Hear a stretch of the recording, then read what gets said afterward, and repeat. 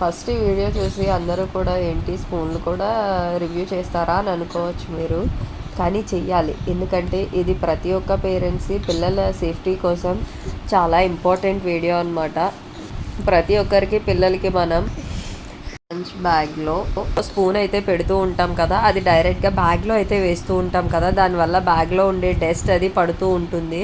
దాన్ని మళ్ళీ వాళ్ళు ఏమి స్కూల్ దగ్గర స్పూన్ వాష్ చేసుకుని ఏమి తినరు కదా, ఉంటారు, వాళ్ళకి తెలియదు క్లీన్ చేసుకోవాలి తినాలి అని చెప్పేసి.